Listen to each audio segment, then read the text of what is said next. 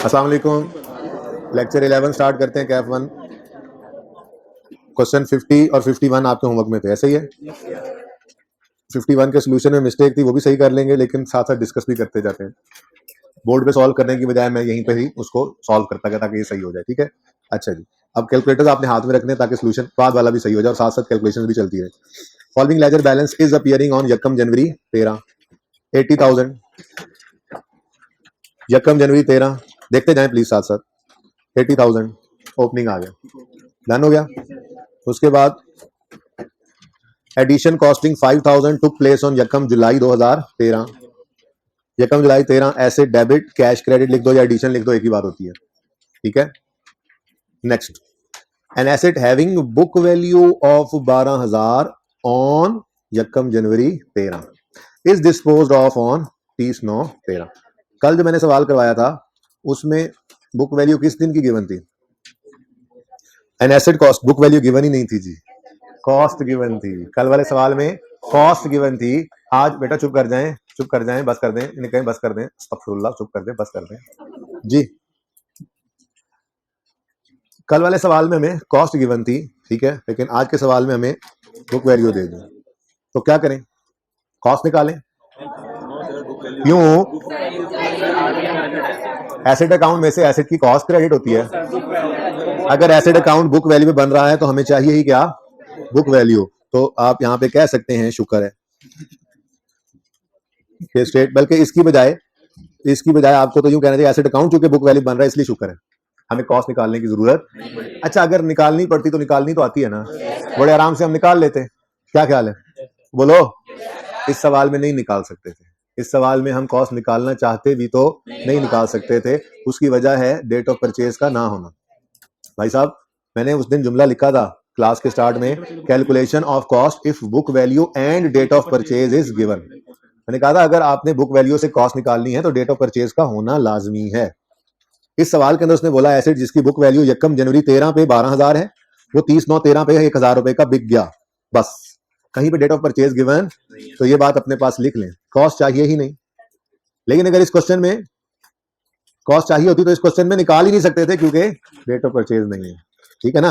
वैसे ये बात जरा पिछली क्लास में सामने आ गई तो मैंने कहा चलें आपके लिए भी लिखी रहने दूं। कॉस्ट, पहली बात क्या है, कॉस्ट रिक्वायर्ड ही नहीं है क्योंकि हमें एसेट अकाउंट में से एसेट की कॉस्ट क्रेडिट नहीं करनी है। एसेट अकाउंट तो बुक वैल्यू बन रहा है। लेकिन अगर निकालना चाहें भी तो इस सवाल में निकाल नहीं सकते। जाहिर सी बात है, डाटा सवाल का नहीं दिया जाता जितने से वो सवाल हो सके, तो इस सवाल में जरूरत नहीं थी, उसने डेट ऑफ परचेज नहीं लिखी। अगर कॉस्ट पे एसेट अकाउंट बन रहा होता तो डेटा परचेज भी लेता, कॉस्ट निकालने का पूरा डाटा देता। ऐसे थोड़ी होता है कि करना भी हो वो काम और वो करने का डाटा ना गिवन हो, ऐसा नहीं होता। ठीक है ना? अच्छा चले ले जी। बहरहाल एसेट की बुक वैल्यू किस दिन की गिवन है? यकम जनवरी 13 की। और बिक किस दिन रहा है? 30 सितंबर 13। तो हमारे साल के पहले दिन पे खड़ा है। डिस्पोजल अकाउंट में से हमने जब एसेट को निकालना होता है तो उसकी बुक वैल्यू हमें चाहिए होती है जिस दिन वो बिका, यानी डेट ऑफ सेल की। इसका मतलब हमें मजीद इसको यकम जनवरी 13 से 30/9/13 तक 9 मंथ्स डेप्रिशिएट करना पड़ेगा। ठीक है? हाँ, वर्किंग बहुत शॉर्ट होगी। यकम जनवरी 13 में बुक वैल्यू से स्टार्ट करेंगे, 9 महीने की डेप्शन कर देंगे बस। ठीक है, तो वर्किंग 1 है ये। यकम जनवरी 13 पर बुक वैल्यू एसेट की कितनी है जी? 12,000। फिर ये 12,000 बुक वैल्यू है, रिड्यूसिंग बैलेंस मेथड है ना। बोलो, तो रेट ने किस पे लगना होता है? बुक वैल्यू पे। तो बुक वैल्यू पर 10% रेट लगा और 30 सितंबर में बिक रहा है तो 9/12। कैलकुलेशन चेक करते जाएं साथ साथ। ठीक है, 900 आ गया और ये क्लोजिंग बुक वैल्यू आ गई। क्या आ गया जी? ये वो बुक वैल्यू है जिसे एसेट अकाउंट में से हमने क्रेडिट करना है। ठीक है, तो एसेट अकाउंट में से क्रेडिट होगी 11,100 की बुक वैल्यू। ठीक है, ओपनिंग भी डन, एडिशन भी डन, और एसेट अकाउंट में से निकल कर चली गई बुक वैल्यू ऑफ डिस्पोज होने वाला एसेट। कहां चली गई? Disposal account. सवाल में नहीं बना हुआ था, अब बना लेते हैं। ठीक है, तो एसेट अकाउंट से बुक वैल्यू आई है 11,100। अक्यूमुलेटेड डेप्रिसिएशन ने तो आना कोई नहीं होता यहाँ पे क्योंकि उसका तो वजूद ही नहीं है। ठीक है, तो फिर क्या आएगा? कैश आएगा। कैश कितना है जी? 1,000 कैश आया। Cash debit disposal account credit, और खैर से अच्छा खासा लॉस आ गया। कितना जी? 10,100। Disposal is done. अब क्या रह गया जी? Depreciation expense for the year निकालना है। अच्छा जी, 80,000 opening book value of all है। Opening book value of all assets. इसमें से माइनस क्या हो रहा है जी? हाँ, opening book value of disposal. Opening book value of disposal कितनी थी? 12,000 सवाल में गिवन थी। तो 80,000 opening book value of all assets readily available थी, माइनस किया उसमें से opening book value of disposal into rate, कितना आंसर आया जी? 6800। सही है। उसके बाद एडिशन है 5,000 का, आया है यकम जुलाई 13 पर, तो 5,000 इंटू 10% इंटू 6/12 250 ही आता है। और डिस्पोजल की डेप्रिसिएशन वर्किंग नंबर 1 से आपने उठा ली, टोटल यही आता है, जरा चेक कर लो। ये टोटल में गलती लग रही है मुझे, ये टोटल के अंदर गलती थी, ये सही करवा दें। ये चेक करें मैं क्या कह रहा हूँ। ये सोल्यूशन के अंदर जो गलतियां ना, पहले में तो छोटी सी गलती थी, दूसरे में जरा डेट एक पूरी गड़बड़ हो गई और सारा सवाल ही गलत हुआ पड़ा था। बहरहाल 7950 तो फिर ये क्यों लिखा है, किस में गलती है? नहीं, ये 79 सही है, 795। अच्छा चलें, कोई गलती थी सही। 7950 entry depreciation expense debit, asset का अकाउंट क्रेडिट, और क्लोजिंग बैलेंस। अच्छा जी, ये सही नहीं, ये सही नहीं था जी, इसको सही कर लें, 65950। ठीक हो गया जी। और यहाँ पे डेट भी लिखें, 31 दिसंबर 2013। ठीक हो गया जी। ये क्वेश्चन नंबर 50 है, इसमें सिर्फ क्लोजिंग बैलेंस के अंदर गड़बड़ थी। बाहर ये सवाल हो गया, कोई मसला है इस सवाल में तो पूछ सकते हैं। चले आगे। 51 यकम जुलाई 14 पर opening book value of all assets given है 70,000, तो 70,000 यकम जुलाई 14 पर ओपनिंग ब्रॉड डाउन बैलेंस आ गया। ठीक है, एसेट अकाउंट बुक वैल्यू पे बन रहा है। फिर जी एडिशन ऑफ 10,000 है ऑन यकम मार्च 15, तो ओहो ये तो हमारे साल का एडिशन है ही नहीं, हमारे साल का नहीं है, लिख लें फिर। यकम जुलाई 14 से जो साल शुरू होगा वो 30 जून 15 पे खत्म होगा, और यकम मार्च 15 जो है वो 30 जून 15 से पहले आ रहा है। ठीक है, तो फिर 10,000 रुपए का एडिशन है, एसेट डेबिट कैश क्रेडिट यकम मार्च 15, कैश लिखने एडिशन लिखने की बात है। ठीक हो गया जी। नेक्स्ट है जी an asset having book value of 4,000 on यकम जुलाई 14, हमारे साल के पहले दिन, बुक वैल्यू ऑफ 4,000 ऑन यकम जुलाई 14 इज डिस्पोज ऑफ ऑन 31 मार्च 15। लेकिन हमें तो इसकी बुक वैल्यू 31 मार्च 15 पे चाहिए ना, तो इसका मतलब मजीद डेप्सिट करेंगे। अगेन यहाँ पर भी 9 मंथ्स ही थे भाई, क्योंकि यकम जुलाई 14 से 31 दिसंबर 14 तक 6 महीने, और फिर आगे जनवरी फरवरी मार्च 15 वाले हिस्से के वो 3 महीने आगे, तो 9 मंथ्स मजीद डेप्सिट करना था। अब इस बुक वैल्यू को पकड़े 4,000 को, यकम जुलाई 14 बुक वैल्यू है 4,000। ठीक है जी। अब इसको कितने महीने डेबिट करना है जी? अब ये बुक वैल्यू ही है, रिड्यूसिंग बैलेंस मेथड है तो बुक वैल्यू पे रेट लगता है, बुक वैल्यू ही सवाल में गिवन थी, इंटू 10% इंटू 9/12 300। ठीक है जी। 3700 क्या आ गया जी? ये book value at the date of sale आ गई। इस अमाउंट को एसेट अकाउंट में से क्या करना है? क्रेडिट। तो एसेट अकाउंट क्रेडिट हो गया, डिस्पोजल का अकाउंट डेबिट हो गया। ठीक हो गया जी। उसके बाद एक्यूमुलेशन का तो वजूद है नहीं, कैश की बात करें तो ये एसेट कितने का बिका? Oh for nil value. चलो मैं लिख देता हूं, फिर भी कैश जो है वो आता तो इधर आता लेकिन वो जीरो है, तो फिर जितनी वैल्यू पर एसेट पड़ा था वो सारी ही हमारा नुकसान है, क्योंकि एसेट कुछ भी नहीं लेके आया बिकते। हमने कहा यार कबाड़ी का यार उठा के ले जाओ, जगह खाली कर दो, तुम्हारी मेहरबानी, बस कोई पैसे नहीं चाहिए, जान छुड़ाई हमने। ठीक है, हो सकता है।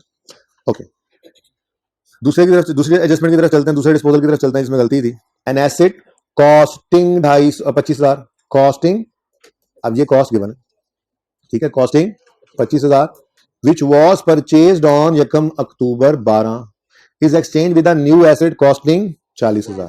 तो न्यू की कॉस्ट कितनी है जी? 40। और ये किस दिन ट्रांजैक्शन हो रही है जी? 31 मई 2015 हमारे साल में, एक महीना पहले एंड होने से। नेट कैश पेड जो है वो 12,000। तो सबसे पहले इस पुराने एसेट की बुक वैल्यू हमें चाहिए, कॉस्ट नहीं है, बुक वैल्यू चाहिए, जिसको डिस्पोजल अकाउंट में से क्रेडिट करेंगे। तो 25,000 को हम ले आए, यकम अक्टूबर 12 पे हमने लिया था 25,000 का। अब इसमें गलती जहां नहीं है, ध्यान से कैलकुलेटर सबके बाहर हो। फिर 30 जून 12 तक, अक्टूबर नवंबर दिसंबर 12 वाले, और ये 13 करना है जिसको, ये यहाँ पे 13 आएगा। ठीक है जी, देखते हैं आप जी। तो यकम अक्टूबर 12 को जो एसेट आया था, पहला ईयर एंड हुआ इसका 30 जून 13 पर, तो कितने महीने डेबिट होगा? 9 मंथ्स, तो 25,000 10% 9/12 1857 75 ही आता है। Book value 23,125। ठीक है। अच्छा, उसके बाद 30 जून 2014 आया, इसमें डेप्रिसिएशन 23,125 पर 10% लगी, 2313 आ गया, और 20,812। ठीक है जी। अच्छा, अब ये बुक वैल्यू है 30 जून 2014 2014 की, जिसका मतलब 1 जुलाई 2014 भी होता है और जो हमारे साल का पहला दिन भी है। ये गलती थी ना, ठीक है, वो आगे निकला होता। छोड़ो अब उस सोल्यूशन को, उससे मैच कर लाए हो घर पे, तुम खुद करना था ना सवाल जी। तो 1 जुलाई 14 पर ये एसिड नजर आ रहा है 20,812 पर, ठीक है जी। अब इस एसिड ने बिक जाना है, यानी एक्सचेंज हो जाना है 31 मई 2015 पे। तो हमारे साल के एंड होने सिर्फ 1 महीना पहले गया ना, तो फिर कितने महीने यूज हुआ। अब यहाँ पर आपने 20,812 का 10% इंटू 11/12 करना था, उसका आंसर ये नहीं आएगा। तो फिर ये बुक वैल्यू भी चेंज हो जाएगी, नीचे वाला तो होना ही नहीं था क्योंकि आगे तो एसेट बचा ही नहीं ना, ठीक है, ये गलती थी जरा ये। चलें जी, सोल्यूशन सही हो गया। अच्छा, लेकिन आपने सोल्यूशन को ना हैंड आउट पे सही नहीं करना, वहां पे आप गड़बड़ कर दोगे। आपने जो अपनी बुक पे किया, रजिस्टर पे किया हुआ है, अगर वो इसी तरह से है तो वही सही है, नहीं तो एंड पे पिक्चर ले लेना इसकी पे, ठीक है जी। कितने डेप्शन आती है जी? 1908। ये डेप्शन एक्सपेंस आ गया जी 11 महीनों का। Book value 18904। कितने बच्चों ने घर पे ये काम कर लिया था, तो आपने सोल्यूशन देखा। कितने बच्चे सवाल अटेम्प्ट करके आए हैं? देखा, आज हाथ फिर कम है इधर, तो आप कहते हैं कि आप पढ़ने, तुम्हारा अपना हाथ नहीं है सही खड़ा हो। ये तो कोई बात ना हुई, पेपर में छोड़ोगे अगर इस तरह से कुछ मसला एक दो नजर आएगा, कोई बात नहीं, 6 महीने नहीं नहीं डिस्कस तो कर लेंगे वो तो। बेटा तुम बेटा आई कैप का सुनो, आई कैप का पर्चा दे के आओगे ना, डिस्कस तो मैं वो भी कर लूंगा। छोड़ोगे 6 महीने जाने दोगे, ऐसा नहीं करना, ठीक है ना, कभी भी जिंदगी में ऐसा नहीं करना, ओके। अच्छा जी, 18,904, ये 30 जून नहीं, ये है जी 31 मई 2015, और बुक वैल्यू भी आ गई 31 मई 2015 की। और ये बुक वैल्यू हमने एसेट अकाउंट में से क्रेडिट करनी है, 18,904। लो भाई लो, गलती सही करो, 18,904। एक और फिगर चेंज हो गई, इसको रेड से ना लिखें जो फिगर्स चेंज हो रही हैं। 18,904, ठीक है जी।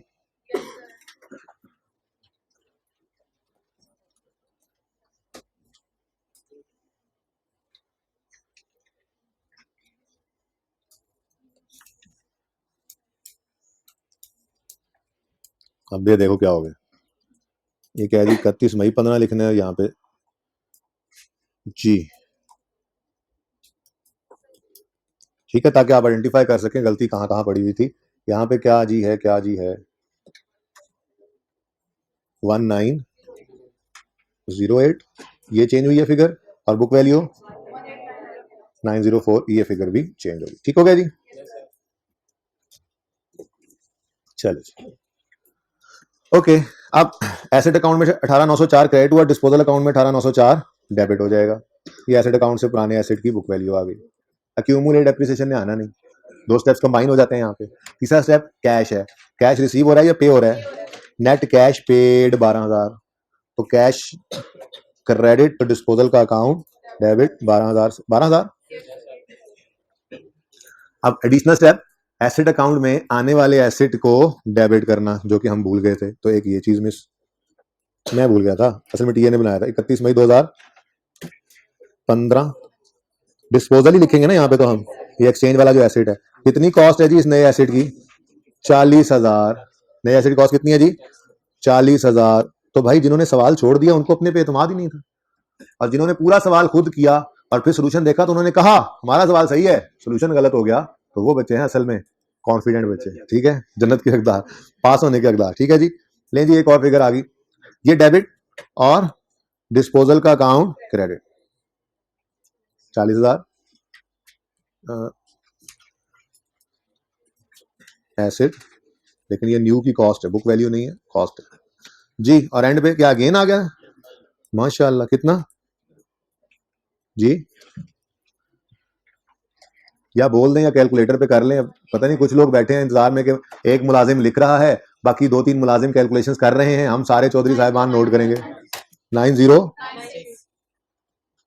तो पास होने वाले मुलाजिमीन कैलकुलेशंस कर रहे हैं, और जो पास हो चुका है मुलाजिम वो नोट कर रहा है। बाकी चौधरी साहिबान को क्या जरूरत है कैलकुलेशंस करने, करें, नोट करें, शाबाश, आपको क्या है, कर रहे हैं मुलाजिम काम आपका, बेशरम लोग जी।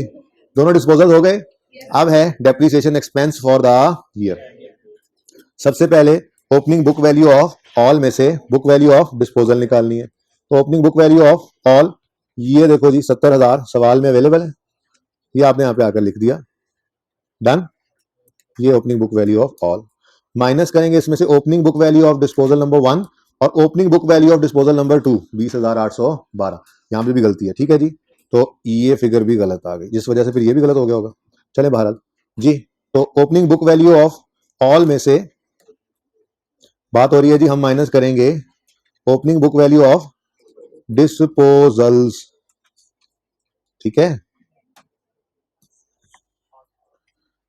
तो अब सही वाली फिगर बताएं कौन सी है जी, डिस्पोजल की 20,812। डन जी। तो फिगर अब इसका कैलकुलेटर पे करके आंसर बताएं मुझे। 4519, 8 पॉइंट कितना है, 8 पॉइंट कितना आया था? हाँ तो 9 करना चाहिए था ना बच्चों। अच्छा जी, ये डन जी। उसके बाद एडिशन, सिर्फ एक की डेप्रिसिएशन ली हुई है, जो एडिशन लिखा हुआ था, जो एक्सचेंज वाला एसेट लिखना भूल गए उसकी डेप्रिसिएशन भी भूल गए, तो कोई बात नहीं, अभी मेरे पास जगह नहीं है कि नीचे अलग से लिखूं, आप नीचे अलग लिखा होगा, मैं यहीं पे ऐड कर रहा हूं प्लस। दूसरा एडिशन कितना है जी, 40,000, रेट ऑफ डेप्रिसिएशन है और मंथ्स 11/12। अब 333 तो पहले वाले का आंसर था, इसका ऐसे ही है एडिशन, हाँ सॉरी सॉरी सॉरी सॉरी 11 वाला नीचे वाला था, 1/12 जी। तो पहले इससे का भी 333 था, इसका भी 333 है इत्तेफाक से, तो टोटल कितना बन गया, 666, ठीक है जी। तो ये फिगर भी बदल गई, माशाल्लाह, इतना अच्छा सवाल है। उसके बाद डिस्पोजल की डेप्रिसिएशन लेनी है, तो पहले वाले की 300 वर्किंग 1 से निकल आई और दूसरे वाले की 1908 लेनी है आपने, ये भी सही कर लें जी, वर्किंग 2 वाली 1908। ये मैंने पिछली क्लास में सही कर लिया था, लेकिन फिर मैंने सारा कुछ मिटा के आपके सामने दोबारा सही किया, ताकि वो हमारा डिस्कशन में भी आ जाए, साथ साथ सॉल्व भी हो जाएगा, सही भी हो जाएगा, ठीक है जी। फरमा दें 7 नहीं, टोटल नहीं है 300 और 1908, 2208 2208 जी, 7393। ये 7393 डेप्रीसिएशन एक्सपेंस है, जिसकी एंट्री होती है डेप्रीसिएशन एक्सपेंस डेबिट। आजकल एंट्री क्या हो रही है, एसेट क्रेडिट। आज एंट्री हो रही है, कल से इंशाल्लाह वापस चले जाएंगे अपने नॉर्म पे। ये इतना ज्यादा यूज नहीं होता, बाहर वाले काम है तो सही, एसेट अकाउंट को बुक वैल्यू बनाना आना तो चाहिए, ठीक है, सही है ना जी। तो 7393, ये देखो जी 7393 से डेप्शन एक्सपेंस डेबिट और एसेट अकाउंट क्रेडिट, और क्लोजिंग क्या आ गया, ये इधर से टोटल कीजिएगा काइंडली।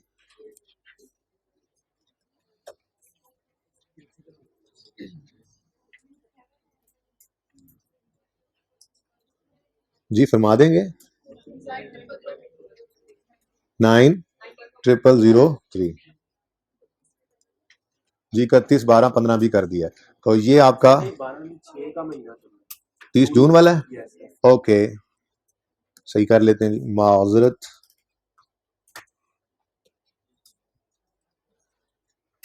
यहाँ पे पहले तो डेट लिख लेना, ये रह गई थी 30 जून 2015, और ये डेट गलत थी, इसको भी सही कर लें। अच्छा जी, डिस्पोजल अकाउंट बना हुआ नहीं था, वो मैंने बना दिए हैं, बाकी ये करेक्ट सोल्यूशन हो गया हमारा। इसमें गलतियों को मैंने रेड कलर कर दिया जी बेटा। बेटा उसकी सवाल के अंदर उसने कॉस्ट ही दी हुई है, तो हम यही अज्यूम करेंगे कि ये फेयर वैल्यू ही कॉस्ट है, सिंपल दिया हुआ है ना, एक काम है उसने। बेटा वो तब करेंगे जब नए की कॉस्ट जो फेयर वैल्यू गिवन ना होती जी। पहला स्टेप है ओल्ड की बुक पहला स्टेप है ओल्ड की फेयर वैल्यू मिल जाए, वो ना मिले तो फिर न्यू की फेयर वैल्यू मिल जाए, जब दोनों ना हो फिर बुक वैल्यू की तरफ जाना है। एक सिंपल चीज है, उसको सिंपल रखें। यहाँ पे तो कोई सिनेरियो ही नहीं था, यहाँ पे तो सिंपल क्वेश्चन उन्होंने क्या कहा है, एन एसेट कॉस्टिंग इतने रुपए was exchange with a new asset costing इतने रुपए, तो नए की कॉस्ट ही तो गिवन है, और क्या चाहते हैं आप। तो वो खामोशी के केस के अंदर हम ये अज्यूम करते हैं कि ये उसकी फेयर वैल्यू ही होती है, जिसकी वो कॉस्ट, जो उसको कॉस्ट कह रहा होता है, क्योंकि उसने खुद ही ये डिसाइड करके बता दिया कि ये कॉस्ट है इसकी। अब आपको खपने की जरूरत नहीं है, वहां पे हमने क्या किया था, कॉस्ट ऑफ न्यू एसेट। अच्छा किसी का सवाल चल रहा हो ना आपस में, जो बच्चे बातें कर रहे होंगे उनको मैं आइंदा जवाब नहीं दिया करूंगा, ये भी सुन लें। सवाल में हमने उन 3 सिनेरियोज में हमने क्या किया था, calculation of cost of new asset in exchange scenario, अगर वो मिसिंग हो तो। अब सवाल में तो कॉस्ट ही गिवन है, मिसिंग है ही नहीं। हाँ अगर इसी सवाल के अंदर book value of old they देता फिर क्वेश्चन मार्क आता, वरना जरूरत नहीं, ठीक है जी। एक मिनट, क्लियर है? अभी एक मिनट यार, जैसे क्लियर ही नहीं हो। बेटा देखें, मैं ये कह रहा हूं कि एक सादा बात लिखी हुई है कि एक एसेट जिसकी कॉस्ट 25,000 थी यकम अक्टूबर 12 पे, वो हमने 31 मई 15 पे एक्सचेंज कर लिया है एक नए एसेट से जिसकी कॉस्ट है 40। वो कह रहा है मुझे ये 40 में पड़ा है, आप कह रहे हैं नहीं नहीं हम बुक वैल्यू में ऐड करेंगे। क्यों जी? जब उसकी कॉस्ट गिवन है तो फिर उसी की कॉस्ट के ऊपर उसको ऐड करेंगे ना। तो सिंपलेस्ट सिनेरियो है। हाँ, अगर इस 40,000 की फिगर को ना दिया गया होता, वो कहता हमने इसको एक्सचेंज किया विद न्यू एसेट, बस कॉस्ट ना बताता, फिर क्या करते? फिर हम देखते कि जी अब मजबूरी है ना, पुराने की बुक वैल्यू है, फेयर वैल्यू है ना, नए की फेयर वैल्यू, तो फिर पुराने की बुक वैल्यू की तरफ जाते हैं। ठीक है, चलेंगे आगे। किसी और से पूछूं सवाल? जी बेटा बोले।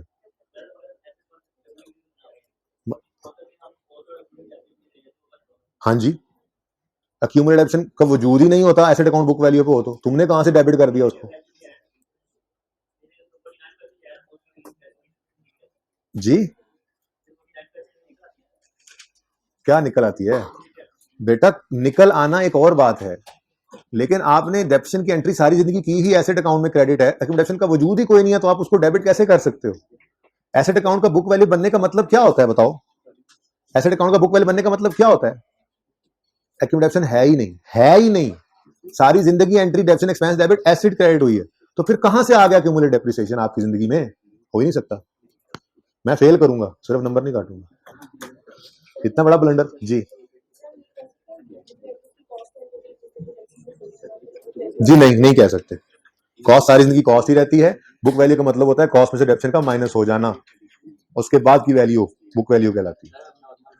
जी आते हैं उस तरफ। जी सब कुछ ये देख सामने नहीं है। ओ है, सॉरी, ये डिस्पोजल अकाउंट अलग देखो, ये अलग देखो, तो आसान से देखने की जरूरत नहीं है। बाकी ये सोल्यूशन अलग देखो ऐसे। माजरत डेप्शन एक्सपेंस की मैंने वर्किंग सामने नहीं रखी, ये लो।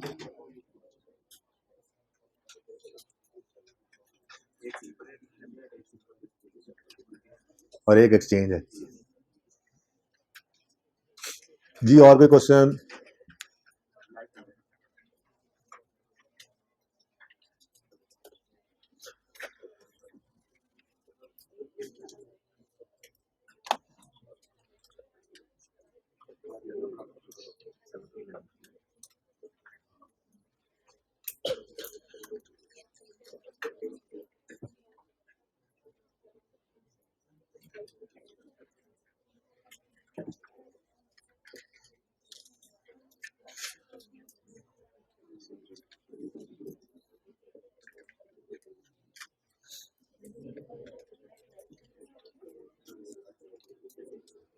जी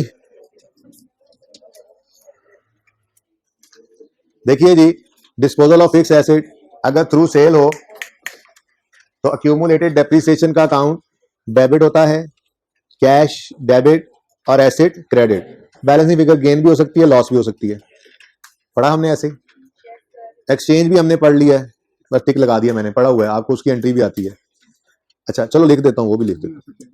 उसमें बस ये होता है अक्यूमुलेटेड डेप्रिसिएशन इसी तरह से डेबिट होता है,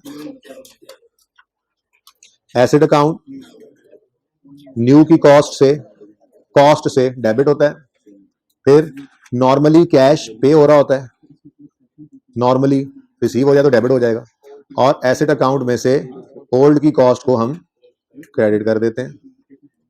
और बैलेंसिंग फिगर गेन भी आ सकती है, लॉस भी, मैंने लॉस ही रखा हुआ है इधर। ये दोनों काम हमने किए हुए थे। अब बार बार ना आपकी नजरें दरमियान में जा रही हैं। दरमियान में क्या लिखा हुआ है? दरमियान में क्या लिखा हुआ? आपके लिए लिखा हुआ पढ़ाता हूँ, सब्र कर जो। अच्छा जी, अब अगर एसेट एबनॉर्मली डिस्पोज हो, मतलब एसेट का डिस्पोज होना, डिस्पोजल डी रिकग्निशन, ये इसका मतलब होता है कि बिजनेस से एसेट चला गया। अब बिजनेस से एसेट बिक कर चला जाए या किसी नए एसेट के बदले में चला जाए, डिस्पोजल ही है। इवन जल जाए, बह जाए, धंस जाए, चोरी हो जाए, बिजनेस से तो गया ना। तो किसी भी सूरत में एसेट का बिजनेस से जुदा हो जाना ये डिस्पोजल कहलाता है। अब अगर डिस्पोजल थ्रू डिस्ट्रक्शन है, यानी एबनॉर्मल डिस्पोजल है, तो जरा गौर फरमाएं, accumulated depreciation debit, step by step चलते हैं। Sorry, asset step one, asset account को क्रेडिट करेंगे क्योंकि एसेट तो चला गया ना, asset account credit. Step two, accumulation account debit, और कैश अगर कुछ मिल गया कहीं से तो वो डेबिट, नहीं मिला तो सिफर, और balancing figure profit and loss में, और नॉर्मली ये लॉस की फिगर ही होती है। अच्छा, अब इसके अंदर फर्क क्या होता है? वाहिद फर्क जो डिस्ट्रक्शन वाले एसेट और दूसरे डिस्पोजल के अंदर आ सकता है वो होता है इंश्योरेंस कंपनी की इन्वॉल्वमेंट। कभी कभी, बल्कि अगर एबनॉर्मल डिस्पोजल होगा तो नॉर्मली सवाल के अंदर वो ये चीज टेस्ट कर लेता है, इंश्योरेंस कंपनी का इन्वॉल्व होना। कंपनीज नॉर्मली अपने एसेट्स को इंश्योर करवा लेती हैं ताकि कोई नागहानी आफत, कोई हादसा होने की सूरत में नुकसान नुकसान पूरा हो जाए। किसने बोला नुकसान पूरा हो जाए? नुकसान पूरा हो जाए, ये बड़ी अहम बात है। तो अगर एबनॉर्मल डिस्ट्रक्शन, एबनॉर्मल लॉस होगा, एबनॉर्मली एसेट जो है वो एसेट बिजनेस से निकला होगा, इंश्योरेंस कंपनी वाले इतने पैसे नहीं दे देते कि आपको गेन ही हो जाए। वरना तो आप जहां से गुजरे फैक्ट्रियों में आग ही लगी हो, पता चले जी वो प्लांट बेच रहे हैं, हम डिस्पोज कर रहे हैं जी प्लांट, यार बेच देते नहीं, नहीं वो इंश्योरेंस वाले इतने पैसे देते हैं कि गेन आता है, वैसे तो इतने पैसे मिलते नहीं, ऐसा नहीं होता। मैक्सिमम क्या होता है, भाई ने बोला नुकसान पूरा हो जाता है। तो इंश्योरेंस वाले मैक्सिमम इतने पैसे देते हैं नॉर्मली कि आपका लॉस जीरो हो जाए या कुछ कम हो जाए, गेन नॉर्मली नहीं आता। खैर अगर डाटा ऐसा गिवन हो, आई कैप गलती से वो ऐसा डाटा बना दे, बाद में गौर ना करें, वो गेन भी आ जाए तो कोई बात नहीं, वो ट्रांजैक्शन के अंदर जैसा डाटा हो उससे जो मर्जी निकले आंसर वही आंसर होगा। पर मैं वैसे आपको एक जनरल बात कर रहा हूं, नॉर्मली ऐसा होता नहीं है कि आपका एसेट अब नॉर्मली जो है वो डिस्पोज हुआ है और उस पर आपको इंश्योरेंस वालों ने इतने पैसे दे दिए कि आपको गेन आ गया। खैर बात कहां से कहां निकल गई, मैं ये कह रहा था कि मैक्सिमम नई चीज क्या है इसमें, इंश्योरेंस कंपनी का इन्वॉल्व हो जाना। अब अगर इंश्योरेंस कंपनी वालों ने भी पैसे दे दिए तो पैसे चाहे बशीर को एसिड बेच के उससे लिए या पैसे पैसे जो है वो एसिड जलने पर इंश्योरेंस वालों से आए, हमारे लिए तो ये कैश ही डेबिट है ना। तो बात समझे हो, किसी भी थर्ड पार्टी को सेल करके एसिड पैसे आना या जलने की सूरत में इंश्योरेंस कंपनी से पैसे का आना, इन दोनों बातों में कोई फर्क है? जनरल एंट्री में तो कोई फर्क नहीं अगर कैश आ गया तो, ठीक है। अब वाहिद फर्क क्या पड़ सकता है? फर्क ये पड़ सकता है कि जिस दिन एसिड डिस्ट्रॉय हुआ, हम इंश्योरेंस वालों के पास गए रोते रोते, हमने कहा हमारा एसिड तो, हम तो लुट गए, बर्बाद हो गए, हमारा एसिड तो डिस्ट्रॉय हो गया। तो इंश्योरेंस वाले ने कहा अच्छा ठीक है, उन्होंने आके देखा, उन्होंने कहा हाँ वाकई आपका एसिड तो जल गया है और मिसाल के तौर पे आपको हम 300 रुपए दे देंगे। क्या बोल दिया उन्होंने? 300 रुपए दे देंगे, अभी दिए नहीं है। ये वाहिद मसला आ सकता है। ऐसी सूरत के अंदर आप कैश डेबिट करने की बजाय फिर एक रिसीवेबल डेबिट करोगे। उस रिसीवेबल का नाम होगा इंश्योर, कोई भी नाम रख लेते हैं आप, अकाउंटेंट्स का नाम रख लेते हैं, इंश्योरेंस क्लेम रिसीवेबल, ठीक है, शॉर्ट लिखा है मैंने जरा, इंश्योरेंस क्लेम रिसीवेबल, ठीक है जी। अच्छा अब होगा क्या, जब ये पैसे आ जाएंगे इंश्योरेंस वालों से तो ये रिसीवेबल क्रेडिट करके उस वक्त फिर आपने कैश को डेबिट कर लेना। तो बस इतना सा ही फर्क था नॉर्मल डिस्पोजल में। करता बात इसलिए नहीं था क्योंकि कोई ना कोई नई बात छेड़नी होती थी और 10 मिनट रहे होते थे। अब देखें आपने 5-7 मिनट इसमें लगने थे, तो 5-7 मिनट अगर ये बात कर लेता तो नई बात आपके पल्ले डाल के क्या भेजता, घर जाके खपना भी तो होता है ना आपने, ठीक है। तो इतना सा ही है मामला कि अगर एसेट एबनॉर्मली डिस्पोज हुआ है और एसेट इंश्योर्ड है और लिखा हुआ है सवाल में इंश्योरेंस कंपनी हैज पेड इतने रुपए, तो फिर नॉर्मल डिस्पोजल सेल वाला और ये जलने वाला, इसकी एंट्री में कोई फर्क नहीं।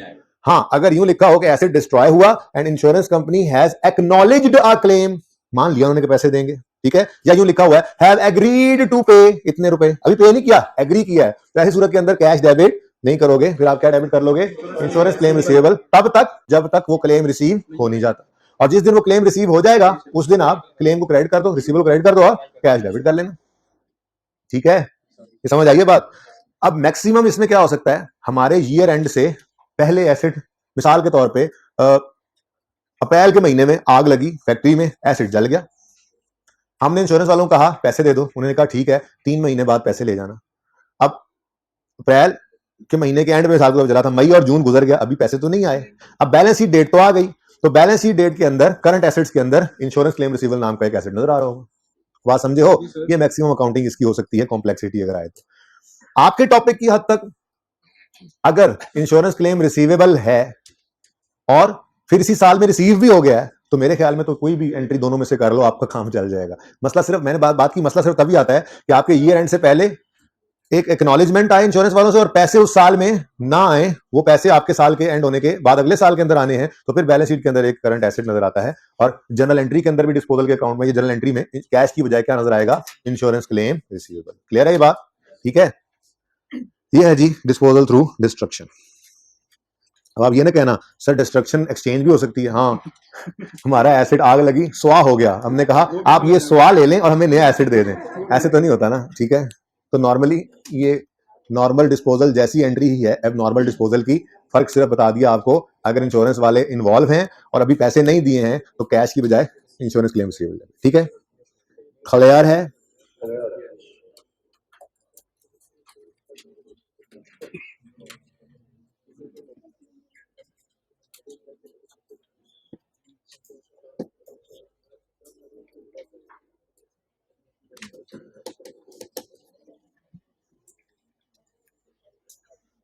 4 ओवर में 64 रन चाहिए उन्हें। अच्छा जी, बांग्लादेश बांग्लादेश को, हाँ जी, क्या मतलब इसमें हंसने की क्या बात है?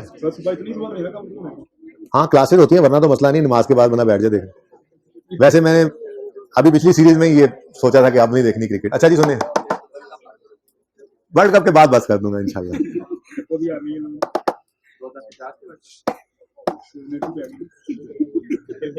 अच्छा जी, एक छोटा सा क्वेश्चन है, क्लास एग्जांपल है, इसमें छोटी मोटी गलती को माफ कीजिएगा, असल में सुबह वाली क्लास से पहले बैठ के यहाँ पे बस लिख दिया था। An individual started business with ₹500 on यकम जनवरी 2020। करने तो रिवैल्यूएशन स्टार्ट लगे हैं, लेकिन रिवैल्यूएशन बस स्टार्ट ही हुई है क्लास में, क्योंकि उससे पहले उसकी बुनियाद बनानी होती है, तो वो बुनियाद आज बन गई है इंशाल्लाह। तो कल फुल फ्लेज रिवैल्यूएशन होगी और फिर आप वीकेंड के ऊपर उसके ऊपर खूब मेहनत कर रहे होंगे इंशाल्लाह। ठीक है, वीकेंड भी आ गया, क्या 12 रबी अव्वल है, बिल्कुल वो इतना ज्यादा काम नहीं दूंगा, थोड़ा सा काम होगा, ठीक है। अच्छा सुने, यकम जनवरी 20 पे एक बंदे ने, एक इंडिविजुअल ने बिजनेस शुरू किया है और बिजनेस ने अर्न किया है 120 का प्रॉफिट 20 वाले साल में। और अच्छा पता है क्या है, अभी क्लास के अंदर बच्चों को खड़ा करना शुरू करना पड़ेगा, क्योंकि अब बच्चों को ये लग रहा है कि बस ये इतना काम ही करता है, बोली जाओ कुछ मसला नहीं होता। लेकिन आप जरा अपने सीनियर से पूछ लीजिएगा, बच्चे 1.5 घंटा 1.25 घंटा खड़े रह के भी क्लास पढ़ते रहे बोलने वाले, ठीक है ना। इसलिए बेटा जब कहा करूं चुप कर दे तो गोस्ट ऑफ लेग्स ना बने ना, ताकि आप बातों से ही समझ जाएं। ओके, बिजनेस ने अर्न किया प्रॉफिट 120 का, 270 का 2020 में और 2021 में रिस्पेक्टिवली, ठीक है जी।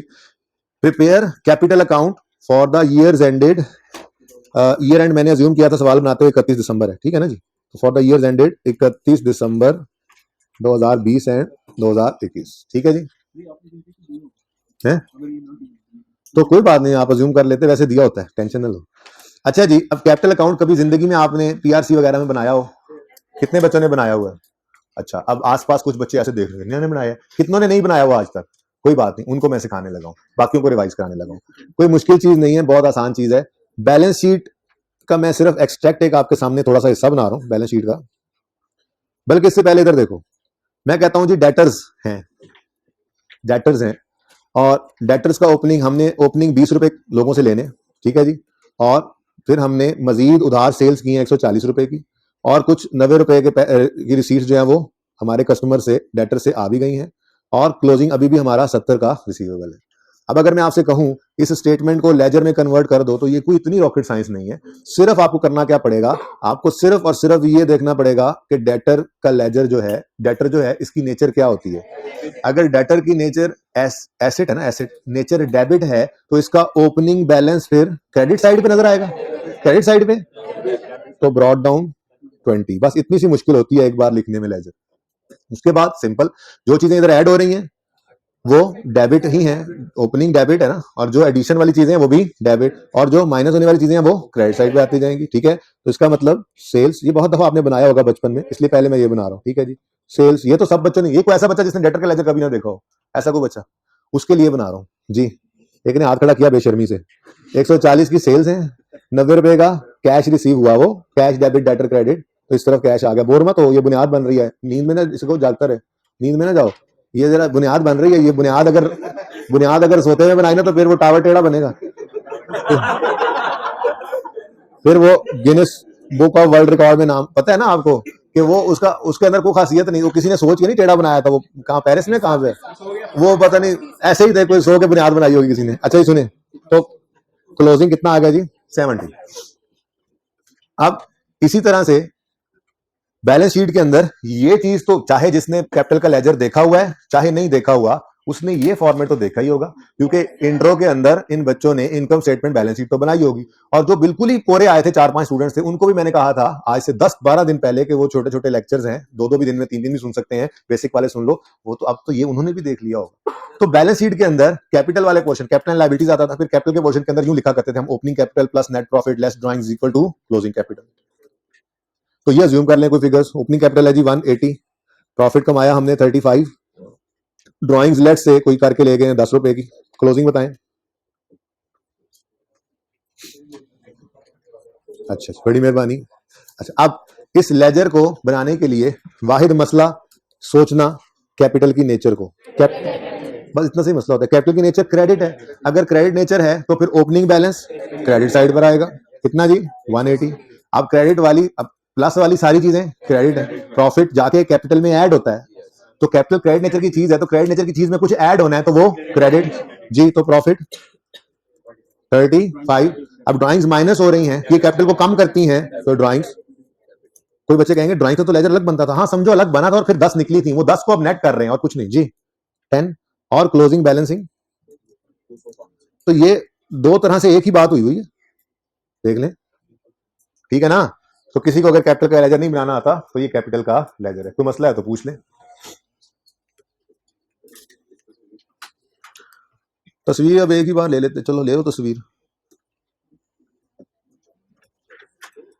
अच्छा जी, एक ही बात तस्वीर ली जा सकती है एंड पे।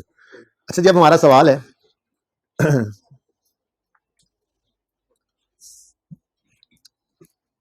हमारे सवाल के अंदर वो कहता है बिजनेस स्टार्ट किया है इंडिविजुअल ने, तस्वीर कहनी थी। अच्छा आप दोबारा मौका दिया जाएगा आपको, ठीक है। मैं जरा स्कोर देखने लग गया था, माजरत। अच्छा जी, तो भाई यकम जनवरी, चले यकम जनवरी 20 पे 500 रुपए से एक बंदे ने बिजनेस शुरू किया। प्लीज बेटा, हो गई बात, हंस लिया बस, ठीक है ना, बस कर दो। इस 500 रुपए की बिजनेस में आने की एंट्री जरा फरमा दें, क्या है? नहीं, आप क्लास में बैठे हैं, इस क्लास में कोई बच्चा बोल तो नहीं रहा, ये देख लो। मैंने अब बच्चों से भी पूछना है, कहीं तुम मिल गए हो उनके साथ, बोलने वालों का बता ना रहे हो। कोई बोल रहा है, कोई सो रहा है, कोई मोबाइल देख रहा है, कुछ भी ऐसी हरकत हो मुझे बताओ, ताकि माजरत करें उनसे। राशि काम करें जरा, हैं पढ़ने वाले बैठे हैं ना, या पढ़े या छोड़ दें, हैं? नहीं, ये वाले बच्चे तो पीआरसी के रिजल्ट के ऊपर डिपेंडेंट थे ना, वो तो आ नहीं गया, आ गया ना। कितने बच्चों ने पीआरसी का पेपर दिया हुआ था और इस क्लास में बैठे हुए थे? हाथ खड़ा करें। वेरी रेयर, यानी कि माशाल्लाह उससे पहले वाले बच्चे हैं। चलें, अगली बात मैं नहीं पूछता। कैफ के पेपर तो ले, ये वाला पेपर तो पहला पहला ही है ना, ये कौन सा किसी ने दिया हुआ था कि दे के बैठ गए हैं फिर पेपर, कुछ ऐसे पेपर दिया और आगे फिर क्लास में बैठ गए, ऐसा भी कोई है? ऐसा भी कोई है? अच्छा चले सुने, कोई कह रहे, कोई बच्चे कह रहे सर हमने हैं सही, बीच में बताएंगे नहीं आपको, उधर हम पेपर दे के आए और फिर साथ ही हमने दोबारा इस पेपर में बैठ गए, इतने कॉन्फिडेंट है हम कि पास नहीं होना। अच्छा ओके सुने सर, वो हम सिर्फ एक्सपीरियंस ले रहे थे, सुन ले प्लीज। यकम बेटा टाइम कम है, अब आधा घंटा रह गया और 5 मिनट 10 मिनट ऊपर। अच्छा नहीं, नॉर्मल टाइम वाले तकरीबन 35-40 मिनट है, काम ज्यादा है। यकम जनवरी, अब आप कोई भी नहीं बोलेगा, बिल्कुल फ्रेश हो गए, आप सीरियस हो जाए दोबारा। यकम जनवरी 20 पे 500 रुपए के कैपिटल लाने की एंट्री फरमाई क्या होती थी? Cash debit. तो इन केस ऑफ इंडिविजुअल भी हम कर रहे हैं ना, तो यकम जनवरी 2020 पर ओपनिंग बैलेंस कितना आ गया जी? शर्म करो, ओपनिंग 500, बिजनेस स्टार्ट कर रहा है, यकम जनवरी को ओपनिंग आ गया। ओपनिंग नहीं है, फर्क है, फर्क है। ओपनिंग वो जो पिछले साल क्लोजिंग में पड़ा था, फर्क है। यकम जनवरी 20 पर ही बिजनेस शुरू हो रहा है, तब भी ओपनिंग बैलेंस नहीं है ये 500। हाँ, अब एंट्री फरमाएं क्या थी? कैश डेबिट कैपिटल क्रेडिट, ये लो 500 से, ठीक हो गया जी। फिर जी वो कहता है बिजनेस ने 120 रुपए का प्रॉफिट कमाया 2020 में और 270 का प्रॉफिट कमाया 2021 में। फिलहाल हम कहां खड़े हैं? 2020 में। 120 रुपए का प्रॉफिट है तो कैपिटल अकाउंट के अंदर क्रेडिट कर दो प्रॉफिट। सवाल में मैंने एग्जांपल में सुबह ख्याल नहीं रहा, ड्राइंग नहीं लिखी, तो अच्छी बात है। अब ड्राइंग्स अगर होंगी तो इधर आएंगी ना, नहीं है तो पता तो लग गया ना, इधर आती है।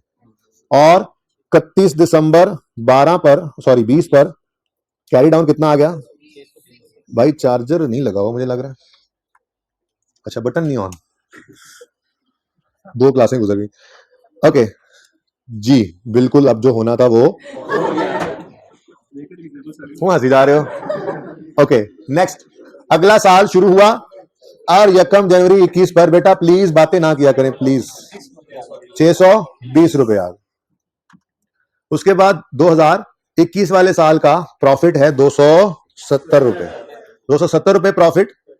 कोई और कैश लेकर नहीं आए बिजनेसमैन इस दफा, तो प्रॉफिट कितना आया? 200। हाँ, लेकिन जो प्रॉफिट कमा रहा है ना बिजनेस, वो नहीं निकाल रहा, आप गौर कर रहे हैं, ड्राइंग्स नहीं कर रहा, तो बिजनेस को ये भी ग्रोथ मिलती है।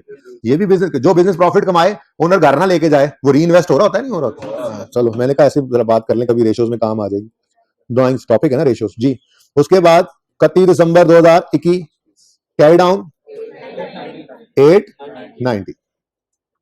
अगर बैलेंस शीट के एक्सट्रैक्ट्स बनाने की बात करें तो बच्चों अब opening capital plus net profit less drawings नहीं करने बैठ जाना, वही तो हमने लेजर में किया है। तो लेजर का क्लोजिंग बैलेंस शीट के अंदर नजर आएगा। सिंपल, पहले साल में 620, दूसरे साल में 890। सही हो गया। अच्छा, अब ये थी हमारी एग्जांपल नंबर 1। एग्जांपल 2 पढ़ें। Assume a company in example 1, बाकी सब सेम, ठीक है, बाकी सब सेम। जल्दी में इतना ही लिखा है मैंने, समझ जाओ ना, बाकी मैं जबानी बता रहा हूं, ठीक है ना, कि सिर्फ अज्यूम करो कि कंपनी है, इंडिविजुअल नहीं है, ठीक है, बाकी सब डाटा सेम। अकाउंटिंग में क्या फर्क पड़ेगा? तो सबसे पहली चीज जो अकाउंटिंग के अंदर फर्क पड़ेगी वो है कैपिटल की बजाय शेयर कैपिटल का आना। देखें, इंडिविजुअल सोल प्रोपराइटर जो आप पढ़ के आए हैं, ठीक है ना। ओहो, चाय आई थी यार, याद ही नहीं कराया तुम लोग, नजर लगा दी ना तुम लोगों ने, अभी नजर पड़ी, चलो कोई इसी में खैर होगी। अच्छा जी, इंडिविजुअल सोल प्रोपराइटर, एक ही ओनर होता है, जो पैसा लाता है सारा उसी का होता है, जो बिजनेस कमाता है वो सारा उसी एक बंदे का होता है, ठीक है। कैपिटल अकाउंट बना लेते हैं हम। लेकिन कंपनी के केस के अंदर मल्टीपल ओनर्स होते हैं, हंड्रेड थाउजेंड्स ऑफ ओनर्स हो सकते हैं, ठीक है, और हर बंदा कंपनी में, बिजनेस में अपना पैसा लाकर इन्वेस्ट करता है, यानी कि वो कैपिटल के अंदर, कैपिटल क्या है? Amount invested bye owner. तो वो कैपिटल में अपना शेयर इन्वेस्ट करता है। क्या करता है जी? सारा कैपिटल उस एक बंदे का नहीं होता, बल्कि बहुत सारे ओनर्स का कैपिटल में शेयर होता है, कंपनी के अंदर शेयर होता है। इसलिए जो पहली चीज है, पार्टनरशिप गई, कंपनी है, ठीक है, जो पहली चीज है वो है कैपिटल की बजाय हम शेयर कैपिटल का लफ्ज इस्तेमाल करते हैं कंपनी में। एक बात, एक ये फर्क पड़ गया। अब ये शेयर कैपिटल होता क्या है, इसकी इशुएंस क्या होती है, जर्नल एंट्रीज क्या होती हैं, फेस वैल्यू क्या होती है, ये सारी बातें हमारे सिलेबस में है, हम स्टेप बाय स्टेप पढ़ेंगे। अभी तो 10वां लेक्चर है, 11वां लेक्चर है, ठीक है, अभी 100 से ऊपर लेक्चर इनके अलावा है, ठीक है, तो बहुत सारी अकाउंटिंग पढ़नी है हमने, सारा कुछ इंशाल्लाह पढ़ेंगे। फिलहाल तो आज पहली बार ये नाम सुन रहे हैं हम कि कैपिटल को क्या कह देंगे? Share capital. और अगला फर्क क्या होगा?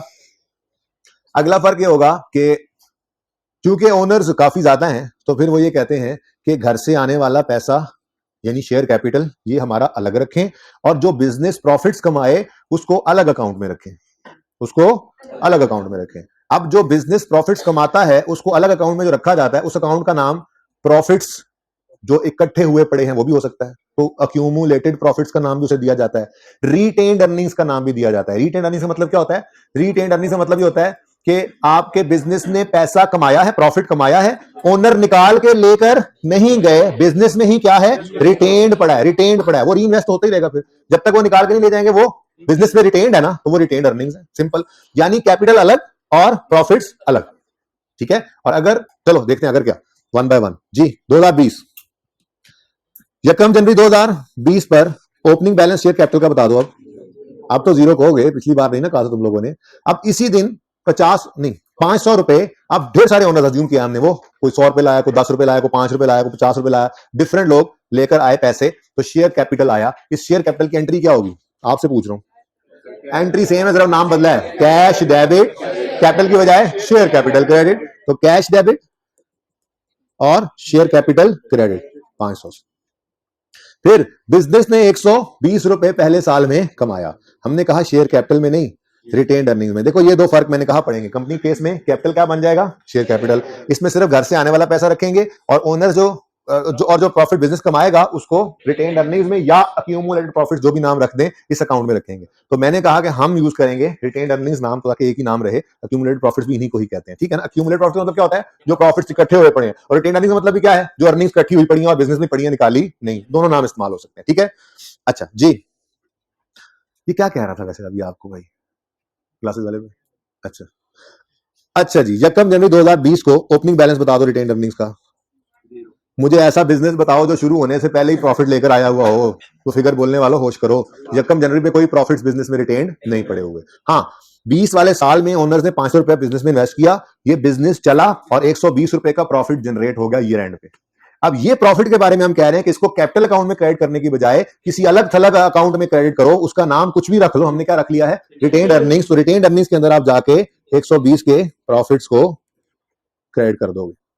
ईयर एंड के ऊपर 31 दिसंबर 20 के ऊपर शेयर कैपिटल का बैलेंस नजर आ रहा होगा 500, और रिटेन्ड अर्निंग्स का बैलेंस नजर आ रहा होगा ये ज्यादा अच्छी प्रेजेंटेशन नहीं लग रही?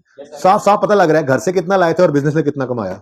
अब ये 1 साल का सवाल है ना, आपको नजर आ रहा था 1-2 साल में तो पैसे पता लग रहा है, ये 5-10 साल और गुजर जाए तो फिर पता ही ना लगे असल कितना पैसा आया था और कितना कमाया और कितना गया। ठीक है ना। और दूसरी बात, कंपनी के केस के अंदर ये शेयर कैपिटल को छेड़ने की इजाजत भी नहीं होती। अगर पैसे निकालने भी हैं ओनर्स ने तो वो प्रॉफिट्स में से निकालें, असल पैसा बिजनेस में से निकाला नहीं जा सकता। रीपरचेज का एक कॉन्सेप्ट है जिसमें कैपिटल अकाउंट डेबिट होता है शेयर कैपिटल का, वो जाके पढ़ेंगे सिर्फ इक्विटी के टॉपिक में। और वो भी रेयर सर्कमस्टांसेस में कंपनी अपने ही शेयर्स वापस खरीद ले तो खरीद ले, वरना ये एक शेयर कैपिटल का अकाउंट आपके सिलेबस में उसके अलावा कभी भी डेबिट होता आपको नजर नहीं आएगा। ठीक है ना। यानी अगर कोई ड्राइंग्स होंगी भी तो वो ड्राइंग्स कभी भी कैपिटल अकाउंट में नहीं आएंगी, शेयर कैपिटल में आएंगी, बल्कि रिटेन्ड अर्निंग्स में आएंगी। और कंपनी केस में ड्राइंग्स को डिविडेंड का नाम दिया जाता है। ठीक है, ड्राइंग्स को क्या कहा जाता है जी? डिविडेंड। वो ओनर जो ड्राइंग करता था, वो जब ढेर सारे ओनर्स कंपनी से पैसे ड्रॉ करेंगे तो उसका नाम कंपनी के केस में क्या रखा जाता है? डिविडेंड। डिविडेंड क्या है? Distribution of profits to owners. ठीक है। अच्छा, अगला साल शुरू हुआ यकम जनवरी 2021, 500 ओपनिंग। यकम जनवरी 2021 120। अब हम कह रहे हैं बिजनेस ऑलरेडी 120 रुपए कमा चुका है, जिसमें से हमने 1 रुपया नहीं ड्रॉ किया ओनर्स ने। देख लो ड्राइंग 0 है। ठीक है। अब इस साल इधर देखो, इस साल ओनर्स घर से मजीद कोई पैसा नहीं लाए हैं तो शेयर कैपिटल का अकाउंट 500 था और 500 ही पड़ा है। घर से पैसा आएगा तो ये अकाउंट हिलेगा। या रीपरचेज का कॉन्सेप्ट वो तो बहुत बाद में पढ़ेंगे, अभी कम से कम 30-40 लेक्चर्स के बाद जाके तो फिर देखेंगे। फिलहाल समझें कि कभी भी डेबिट होता ही नहीं। फिलहाल सिर्फ ये याद रखें कि शेयर कैपिटल अकाउंट सिर्फ घर से पैसे आने पर हिट होगा, वरना हिट नहीं होगा। ठीक है। बिजनेस ने मजीद प्रॉफिट्स कमा लिए जी, मुबारक हो। प्रॉफिट्स जो है वो रिटेन्ड अर्निंग्स में इकट्ठे हो रहे हैं। कितना जी? 270। ठीक है। डिविडेंड कितना बांटा कंपनी ने? यानी ड्राइंग कितनी की ओनर्स ने? डिविडेंड कोई नहीं है। तो क्लोजिंग 31 दिसंबर 21 पर क्लोजिंग बैलेंसिंग फिगर 390 आ गई। अब क्लोजिंग बैलेंसेस को बैलेंस शीट में प्रेजेंट करना है, एक्सट्रैक्ट्स बना रहा हूं मैं।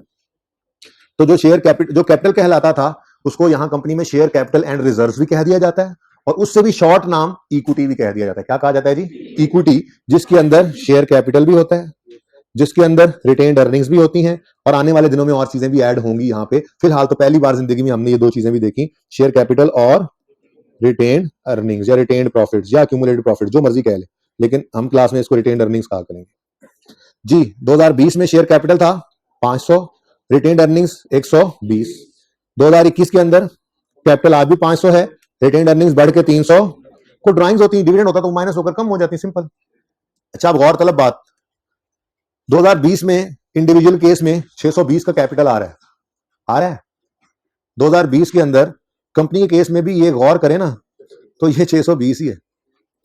मतलब हमने कुछ नहीं किया भाई, ये रिटेन्ड अर्निंग्स भी कैपिटल ही तरह का, एक हमने कैपिटल के अकाउंट को स्प्लिट कर दिया 2 अकाउंट्स में।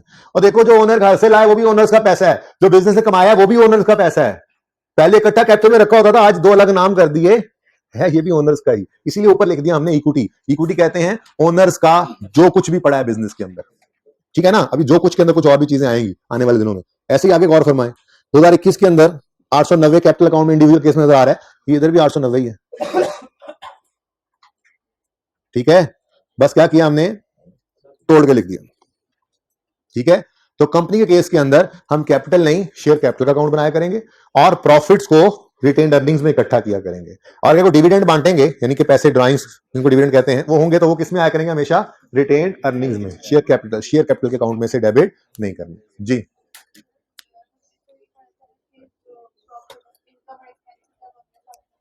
जी नहीं जाते बेटा, वो इनकम एक्सपेंसेस अगले साल क्यों नहीं जाते थे? क्योंकि नेट प्रॉफिट निकलकर ओपनिंग कैपिटल में जाके ऐड हो जाता था, तो उनका जो रिजल्टेंट है वो इधर ऐड होकर क्लोजिंग कैपिटल में आ चुका हुआ है। अब ये क्लोजिंग कैपिटल अगले साल ओपनिंग कैपिटल 205 बनना है, इसमें वो असर भी पड़ा हुआ है। तो बस वही असर हमने कैपिटल के अंदर नहीं डाला, अलग रख लिया, तो वो प्रॉफिट्स ही हैं जो आगे कैरी फॉरवर्ड हो रहे हैं, अगर हम निकाल के ले नहीं जा रहे। ठीक है, ये वही कहानी है। तो हमने जो पढ़ा था वो तो बहुत कुछ चेंज होगा इंशाल्लाह, सिलोली जी। जी बेटा, क्योंकि पहले हम इंडिविजुअल की अकाउंटिंग पढ़ के आए हैं ना इंट्रो में, यही तो आपसे कहा है कि आज पहला दिन आपने बेटा, वो सोल प्रोपराइटर होता है, यानी कि सिंगल मेंबर कंपनी भी तो कोई होती है ना। ठीक है, तो इसलिए आपको ये लफ्ज, अच्छा वैसे आपस की बात बताऊं, अभी पीआरसी में इंट्रो चली गई है, पीआरसी में सॉरी भाई, थोड़ा निशाना खता हो गया, पता लग गया आपको? अब उससे सॉरी बोलो जिसको लग गया आपकी जगह पे मारकर। जी आगे वाले को लगा है, इसको नहीं, साथ वाले, इस आगे वाले, इसको आगे वाले, हाँ। और एक बार फिर बोलो सॉरी। तो अब भाई अब मैं नहीं बोलूंगा, उसको बोलो, तो मुझे माफ कर दो। कहो कहो, जल्दी कहो। अच्छा कहाँ थे हम, बात कर, हाँ मैं ये कह रहा था कि आपकी इंट्रो पीआरसी में चली गई है। ये जाने से पहले जब तक ये कैफ 1 था ना, उसके अंदर तो अब आई कैप ने ये इशारा शुरू कर दी थी कि इंट्रो के पर्चे के अंदर वो रिटेन्ड अर्निंग्स या अनअप्रोप्रिएटेड प्रॉफिट या अक्यूमुलेटेड प्रॉफिट का लफ्ज इस्तेमाल करने लग गया था, कैपिटल को अलग करके रखने लग गया था। तो बहरहाल अब तो वो इंट्रो वापस उधर चली गई है पीआरसी में, तो उस लेवल के ऊपर तो फिर बिल्कुल ये बात इस्तेमाल नहीं करता, क्योंकि आपके सिलेबस में कंपनी की अकाउंटिंग वहां है ही नहीं, ठीक है ना। तो वो सोल प्रोपराइटर की अकाउंटिंग है जिसके अंदर हम कैपिटल अकाउंट के साथ ही काम चलाते थे, ठीक है। बहरहाल नहीं था तो अब है, नहीं सीखा होता तो अब सीख लिया, अब से ऑनवर्ड्स ही ऐसे ही हुआ करेगा, ठीक है जी। क्वेश्चन नहीं नहीं कोई नहीं, ये कुछ ये ऐसे सवालों की टेंशन भी लेना छोड़ दें अब आप, ठीक है ना, थोड़ा सा दिलेर हो जाए। ए कैपिटल लिखना है, स्मॉल लिखना है, बीडी ऐसी बातों की टेंशन लेनी नहीं है। ब्रॉट डाउन जीरो मैंने इसलिए लिखा ताकि आपको ये कंफर्म हो कि पहले साल में जीरो था। पिछली क्लास में आपको बताऊं मैंने बीडी लिखा ही नहीं था पहले साल में, मैंने डायरेक्ट यकम जनवरी 20 पे कैश की एंट्री की थी। ये तो आप लोगों के लिए मैंने पिछली क्लास में सोचा ज्यादा बेहतर है ओपनिंग लिख लूं, ये मैंने आप लोगों के लिए लिखा था। आप लोगों को इससे मसला हो रहा है, मिटा दें जी जी।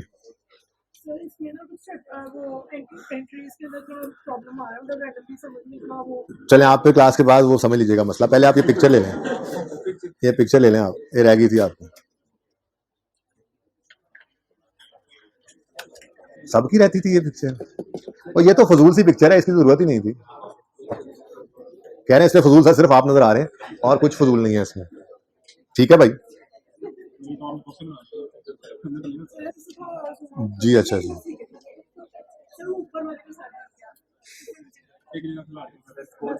जीत गया पाकिस्तान, बांग्लादेश जी, अच्छा अच्छा जी सुने,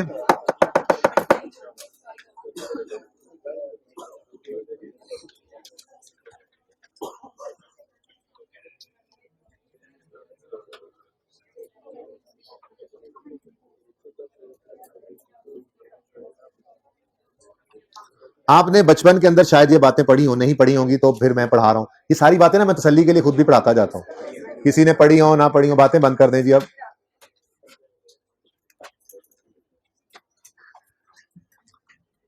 इनिशियल रिकग्निशन एक क्राइटेरिया होता है जो हर स्टैंडर्ड के अंदर होता है।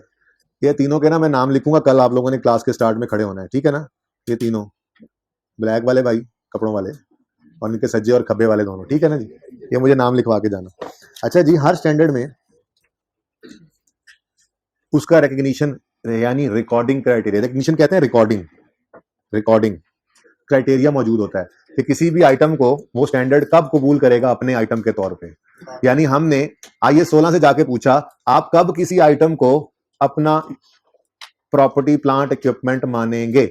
IS 16 ने कहा, उर्फ आम में अगर बात करें तो क्या है, कब रिकॉर्ड करें कोई भी चीज as a property plant equipment, कब रिकॉर्ड करें। तो IS 16 ने कहा इफ इट इज प्रोबेबल, बल्कि और शॉर्ट कर लें वो तो पूरी अंग्रेजी हो जाएगी, फ्यूचर इकोनॉमिक बेनिफिट्स, बल्कि इकोनॉमिक को भी छोड़ें, फ्यूचर बेनिफिट्स आर प्रोबेबल। जरा शॉर्ट बात लिख लेना, वरना तो स्टैंडर्ड आपके साथ जाने और पास होने में बड़ी हेल्प करनी है उन्होंने, जिन्होंने नहीं खरीदे वो खरीद लेंगे। Future benefits are probable and cost can be measured reliably. Standard ने कहा कि अगर कोई भी आइटम ऐसा है आपकी नजर में जो जिससे फ्यूचर के बेनिफिट्स आने की प्रोबेबिलिटी है, प्रोबेबिलिटी कहते हैं हाई चांस हो, ठीक है, और उसकी कॉस्ट रिलायबली मेजर हो सकती है, तो आप उसको as a property plant equipment record कर लो। पहला जवाब मिल गया। हमने क्या कहा था जी कब रिकॉर्ड करें, उसने कहा ये दो शर्तें पूरी हो जाए तो रिकॉर्ड कर लो। अब ये दो शर्तें हम पूरी करवा के एक आइटम ले आए, अब हमने उससे अगला सवाल किया कितने पर रिकॉर्ड करें। अगला सवाल ये होता है ना, ठीक है, उसको क्या कहते हैं जी इनिशियल मेजरमेंट। इनिशियल मेजरमेंट का मतलब क्या है जी, कितने पर रिकॉर्ड, यही बात बनती है ना, पहले हम पूछेंगे भी कब रिकॉर्ड करें, मैंने कहा जी ये दो शर्तें पूरी हो तो रिकॉर्ड कर लो। अब हमने अगली बात की कितने, रिकॉर्डिंग मतलब एसेट डेबिट कर लो। उसने क्या कहा, एसेट अकाउंट में एसेट डेबिट कर लो। ये है इनिशियल रिकग्निशन पर दो क्राइटेरिया मीट होने के बाद एंट्री तब होती है जाके। हमने कहा अच्छा आप कह रहे हो एसेट अकाउंट को डेबिट कर लो, तो ये भी बता दो कितने पर करें। तो उसने कहा इनिशियल मेजरमेंट हमेशा किस पर होगी, एट कॉस्ट। इनिशियल मेजरमेंट हमेशा किस पे होती है जी, एट कॉस्ट।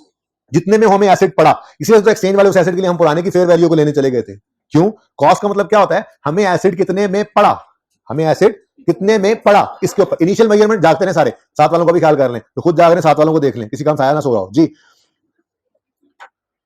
इनिशियल मेजरमेंट कितने पर रिकॉर्ड करें? स्टैंडर्ड ने कहा जब भी कोई एसेट पहली बार आएगा आपकी किताबों में तो उसको किस पे रिकॉर्ड करोगे, एट कॉस्ट, एट कॉस्ट। अब इस कॉस्ट के अंदर क्या कुछ आना है ये आपने इंट्रो में पढ़ा है, लेकिन मैं फिर भी आपको पढ़ाऊंगा, एक दिन कम से कम आधा घंटा इस पे लगेगा। फिलहाल मैं इसकी डिस्कशन नहीं कर रहा। कॉस्ट के अंदर डायरेक्टली एट्रीब्यूटेबल खर्चे जो जो जरूरी खर्चे होते हैं वो हम ऐड करते हैं, वो देख लेंगे। बहरहाल इतना बड़ा लग गया हमें कि इनिशियल मेजरमेंट किस पे होती है, एट कॉस्ट। ठीक है जी, हमने एसेट को रिकग्निशन क्राइटेरिया मीट करा के रिकॉर्ड भी कर लिया कॉस्ट पे। अब बैलेंस शीट डेट आ गई, यानी ईयर एंड आ गया, बैलेंस शीट बननी है। ठीक है, अब इस दिन खड़े होकर हम अगला सवाल करेंगे कि भाई स्टैंडर्ड फरमा दें कि बैलेंस शीट डेट पर किस पर शो करें। इसको कहा जाता है अकाउंटिंग की जुबान में सब्सीक्वेंट मेजरमेंट। क्या कहा जाता है जी, सब्सीक्वेंट मेजरमेंट। तो स्टैंडर्ड ने कहा भाई देखो बैलेंस शीट डेट पे चाहो तो इंट्रो में जो पढ़ के आए और 10 दिन से जो पढ़ रहे थे वो वाला मॉडल यानी कॉस्ट मॉडल यूज कर सकते हो। हमने कहा अच्छा कॉस्ट मॉडल में बैलेंस शीट में एसेट किस पे नजर आता है? स्टैंडर्ड ने कहा भूल भी गए, कॉस्ट माइनस अक्यूमुलेटेड डेप्रिसिएशन पे, कॉस्ट लेस। अच्छा मेरी बात सुन ले, साथ साथ नोट करने वालों जरा रुक जाओ, बता रहा हूं मैं। अगले आने वाले दिनों में ना एक और स्टैंडर्ड पढ़ना है जिसके बाद यहां पर एक और चीज आएगी, उसके लिए मैंने अभी लाइन छोड़ दी है, फिर आपने ना छोड़ी तो फिर बाद में मुझे ना कहना, ठीक है? आपको मिटा कर लिख लेते हैं। अच्छा जी, तो cost minus accumulated depreciation is equal to book value. भाई यही पढ़ा ना अभी तक, आज तक यही पढ़ा था इंट्रो में और पहले 10 दिन से यही पढ़ते आ रहे हैं। ठीक है, एक और ऑप्शन स्टैंडर्ड ने दे दिया, अगर आप चाहो ना तो आप रीवैल्यूएशन मॉडल पर भी जा सकते हो, चाहो तो रीवैल्यूएशन मॉडल पर भी जा सकते हो।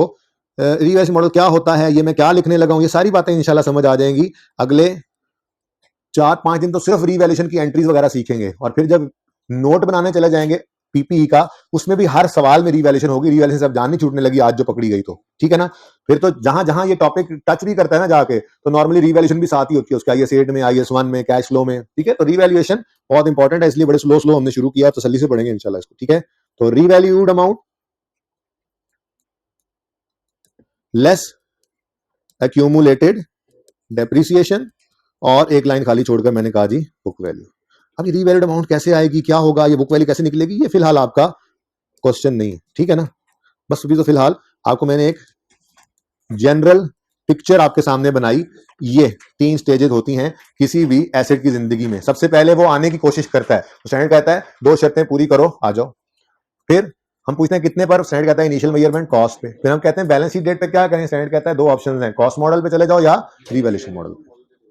ठीक है, चलो अब एक छोटी सी एग्जांपल है। ये बेसिकली वही क्वेश्चन है जो आपकी किताबों के अंदर है, तो मैंने इसको लिख दिया। हमने यकम जनवरी 15 को एक एसेट खरीदा 100 रुपए का। ये ऐसे नहीं नोट करना ना, पर्चे में ऐसे करना है, इसलिए बस देखें। इसकी यूजफुल लाइफ सवाल में गिवन है 20 साल। मैं देख लूं जरा दोबारा, 20 साल है और रेजल वैल्यू तो नहीं गिवन ना। ओके, इसकी यूजफुल लाइफ 20 साल है, तो 100 डिवाइडेड बाय 20, डेप्रिसिएशन कितनी आ गई, 5। पहले साल के एंड पे ये कितने पर नजर आ रहा है, 95 पर। कितने पर है जी, पहले साल का एंड कह लो या दूसरे साल का स्टार्ट कह लो, एक ही बात है। अच्छा, अब इस 95 के ऊपर ना कुछ मोतरजीन ने आके एतराज किया। उन्होंने कहा, मिसाल के तौर पे उन्होंने कहा कि जी ये अकाउंटेंट अजीब मखलूक है। अब ये मिसाल के तौर पे एक कुर्सी है जो हमने 100 की खरीदी थी जी, आज मार्केट में खरीदने जाओ तो हो सकता है ये 70 रुपए की हो सकता है ये 120 रुपए की हो सकता है ना, फेयर वैल्यू हो, मार्केट वैल्यू डिफरेंट हो सकती है ना। तो मोतरजीन ने एतराज क्या किया कि यार ये अकाउंटेंट अजीब मखलूक है, मार्केट के अंदर कुर्सी की कोई वैल्यू है, इनकी को अपनी किताबी वैल्यू है, बुक वैल्यू, किताबी वैल्यू है, ये पता नहीं क्या। तो एतराज करने वालों ने तो एतराज कर दिया। अब स्टैंडर्ड ने आके हमें तसल्ली दी, टेंशन ना लो, चाहो, किधर गया, चाहो तो बेशक कॉस्ट मॉडल पे रहो, दुनिया कोई ताकत तुम्हें मजबूर नहीं कर सकती कि तुम उसको फेयर वैल्यू पे लाओ। 50 साल पुराना एसेट तो कॉस्ट माइनस अकोमोडेशन पे रखो, हम इजाजत देते हैं। लेकिन अगर मोतरजीन का एतराज दूर करना चाहते हो तो आपको एक ऑप्शन दे देते हैं, आप रीवैल्यूएशन मॉडल पे ले जाओ, यानी फेयर वैल्यू पे एसेट को उठाकर ले जा सकते हो। तो आज हम यही सीखेंगे कि अगर ले जा सकते हो वाला ऑप्शन हम ऑप्ट करें तो कैसे अकाउंटिंग करेंगे। ठीक है, तो हमने कहा अच्छा जी ठीक है, बुक वैल्यू 195 है, मार्केट में जाके कुर्सी की कीमत लगवाई तो पता चला ये 120 ₹20 की है आज, रीवैल्यूड अमाउंट फेयर वैल्यू कहते हैं। तो बताओ गेन कितना आ गया? 25। जी, जरूरी नहीं है आज गेन होगा, बल्कि आज सवाल पूरा नहीं होना, ये कल भी चलेगा, फिर कल के दूसरे सवाल में लॉस भी आएगा, फिर हमारे सवालों में गेन पे लॉस भी आएगा, फिर लॉस पे गेन भी आएगा, फिर गेन पे गेन भी आएगा, फिर लॉस पे लॉस भी आएगा, फिर गेन पे लॉस पे गेन, गेन पे गेन पे गेन। यानी कि सुने, हमारे सवाल 6-6 साल पर भी जाएंगे, और सवालों में कहीं साल साल बाद रिवैल्यूएशन हो रही होगी, कहीं 2-2 साल बाद हो रही होगी, तो मल्टीपल रिवैल्यूएशन होंगी, तो इंशाल्लाह आपको तसल्ली हो जाएगी। इसलिए आपने कोई सवाल एडवांस में नहीं पूछना कि ऐसा हो तो कैसा हो, जब रिवैल्यूएशन खत्म होगी ना, तो फिर मैं आपसे पूछूंगा कुछ रह तो नहीं गया, वो कोई रह तो नहीं गया है। तो इंशाल्लाह सारे केसेस आएंगे पर 1 बाय 1। फिलहाल गेन ही है आज, ठीक है। अच्छा जी, अब बात यह है जी कि हमने एक डेप्रिसिएशन का जो आज तक फॉर्मेट बनाया है ना जी वर्किंग का, वही फॉर्मेट हमने दोबारा बनाना है, ठीक है जी। लेकिन उसके अंदर आपने जो ध्यान करना है वो ये करना है कि 2 नए कॉलम्स ऐड करने हैं, बाकी वर्किंग वही रहनी है जो पहले दिन से चलाता आ रहा हूं, ठीक है ना। ये वही वर्किंग है, डेट, डिस्क्रिप्शन, एसिड, ठीक है ना, cost minus डेप्शन, book value minus डेप्शन, book value, वो वाला। ओके, बस 2 कॉलम्स ऐड हो गए आज हमारे। यकम जनवरी मैं ये कहना चाह रहा हूं कि हमने ये काम इस तरह से नहीं करना, उसकी वजह मैं आपको अभी भी बता चुका, स्टूडेंट को मैंने यही बताया अभी कि हमारा सवाल 6 साल पे फैला होगा, तो ये वर्किंग 6 साल पे एक्सटेंड होनी है। तो इस तरह से वर्किंग करेंगे तो हर मिनट बाद हमें रुकना पड़ जाएगा। हम तो इस तरतीब से वर्किंग करेंगे कि हमारी वर्किंग कंटिन्यूटी के अंदर चले, चाहे 16 साल के लिए सवाल करना पड़ जाए और 600 साल के लिए करना पड़ जाए, हमारी वर्किंग वही कंटिन्यू होती चली जाए, ठीक है, क्लियर है। तो ये तरीका वारदात अब सीखने जा रहे हैं हम। तो सबसे पहले यकम जनवरी 15 पे एसेट खरीदा ₹100 का, लाइफ कितनी थी 20 साल, तो 31 दिसंबर 15 पे कितना डेप्सिट हुआ 5, और बुक वैल्यू कितनी आ गई 95, ठीक है जी। अब ये 2 एंट्रीज आपने मुझे करके दिखानी है, पहले दिमाग में करें, बोर्ड पे मत देखें ना, मत देखें बोर्ड पे, क्यों देख रहे हैं, अस्तगफुरुल्लाह, बोर्ड पे क्यों देख रहे हैं आप लोग, बोर्ड पे मत देखें प्लीज, मत देखें बोर्ड पे। कुछ बच्चे फिर भी देख रहे हैं, उस्ताद की बात नहीं मान रहे, नजरों की हिफाजत नहीं कर रहे, गुनाहगार हो रहे हैं जी। हाँ फिर खैर, अच्छा जी सुने, 100 रुपए यकम जनवरी 15 पे 100 रुपए की एंट्री बोलो, एसेट डेबिट। अच्छा ओरिजिनली ना आपको हैंडआउट जब मिलेगा ना, उसके अंदर यहां पर लिखा हुआ था एक्स परचेज अ मशीनरी, या पता नहीं बिल्डिंग, कुछ ऐसा था, वट एवर। मैंने उसको इसलिए एसेट कर दिया क्योंकि मैं ये चाहूंगा कि पहले 1 से 2 दिन हम एसेट का नाम लें, ताकि एंट्री जरा पक्की हो जाए, फिर जो एसेट हुआ करेगा उसका नाम, असल में तो वही होता है, नंबर सही तभी मिलते हैं, ठीक है ना, लेकिन फिलहाल मैंने इसको एसेट कर दिया जी। तो एसेट खरीदने की entry asset debit, cash credit, और डेप्शन की entry डेप्शन expense debit, accumulated डेप्शन credit, narration भी लिखा मैंने, कोई मसला। इसको लेजर्स में अगर डालें तो यकम जनवरी 15 पे एसेट डेबिट, मैंने ओपनिंग नहीं लिखा बेटा, यकम जनवरी 15 पे एसेट डेबिट, कैश क्रेडिट 100 रुपए से, 31 दिसंबर 15 पे डेप्शन एक्सपेंस डेबिट, अक्यूमुलेटेड डेप्शन क्रेडिट 5 रुपए से, और क्लोजिंग 100 और 5। कोई मसला यहां तक? ये तो बहुत सिंपल था, यहां तक तो हम काम कितने दिनों से कर रहे थे, सिंपल। ओपनिंग नहीं है ना, ओपनिंग है नहीं, इस एसेट का खरीदना ही यकम जनवरी 15 को हुआ है। अच्छा जी, अब जनाब रीवैल्यूएशन का दिन आ गया, इधर देखो, ऑन यकम जनवरी 16 इट इज रीवैल्यूड एट 120, ये 120 क्या है जी, रीवैल्यूड अमाउंट, वो पिछली एग्जांपल में मैंने यहीं से देख के डाटा लिखा था ना। अच्छा अब ये देखो, होमवर्क के अंदर ना 2 सवाल हैं, इनके सॉल्यूशंस भी मौजूद हैं, कंप्लीट, लेकिन आपने जितना मैंने क्लास में फुल स्टॉप लगा के छोड़ना है ना, इन दोनों सवालों को सिर्फ उतना करना है। मैं इसीलिए ये बोर्ड के ऊपर सवाल कर रहा हूं, कल आते ही मैंने इसको कंटिन्यू करना है, फिर नेक्स्ट क्वेश्चन मैं उधर ही बोर्ड पे सॉल्व करूंगा, लेकिन ये क्वेश्चन यहां पर कंप्लीट करूंगा। जब मैं ये क्वेश्चन कंप्लीट करूंगा तो आपके जो होमवर्क वाले सवाल हैं वो भी कंप्लीट होने के काबिल हो जाएंगे, पर पहले खुद से नहीं करना, ये रिवैल्यूएशन है, इसमें खुद जितना मैं करवाऊंगा फिलहाल उतना ही रहना है, आप खुद से आप पे बोझ नहीं डाला जा रहा, यहाँ पे 1-2 दिन बोझ नहीं डाल सकता ना, उसके बाद फिर इंशाल्लाह बोझ डालना शुरू करेंगे जब चलना शुरू कर देंगे आप, ठीक है। थोड़ा डेलिकेट मसला है, इसलिए फिलहाल जितना करवाऊंगा उतना ही, ठीक है। आज मैंने अपनी अप्रोच थोड़ी सी बदली है। अच्छा जी, अच्छा जी, अब वो क्या कह रहा है जी, यकम जनवरी 2016 पर ये एसेट क्या हुआ, रीवैल्यू, क्या हुआ जी, रीवैल्यू। तो वर्किंग के अंदर ये काम नहीं करना, बल्कि एक तरतीब होगी, वो ये होगी, पक्का हमेशा पहले दिन जैसे कर रहे हैं आखिरी दिन भी ऐसे ही करेंगे, हम एक लाइन खाली छोड़ेंगे, एक लाइन खाली छोड़कर उससे अगली लाइन के अंदर लिखेंगे रीवैल्यूड अमाउंट, ठीक है जी। रीवैल्यूड अमाउंट सवाल में कितनी गिवन है जी, 120। ये लाइन आपको तो आसानी से छोड़ सकते हैं ना, मैंने इसलिए लाइन लगाई थी कि मेरे पास जरा लाइनें होती नहीं है, ठीक है ना। अब मुझे बताओ, 2 चीजें कंपैरिजन में आ रही हैं, 95 क्या है बुक वैल्यू और 120 क्या है, इन दोनों कंपेयर करें तो एसेट में कितना इंक्रीज आ रहा है, 25 का, ये 25 को हम रीवैल्यूएशन लॉस कहेंगे या गेन कहेंगे? एसेट का बढ़ना तो खुशी की बात है ना, तो रीवैल्यूएशन गेन हमारा आया करेगा बैलेंसिंग फिगर। ठीक है जी, किस दिन भाई? 1 जनवरी 16 को। ठीक है, तो ये तरतीब याद रखनी है। क्या किया हमने जी?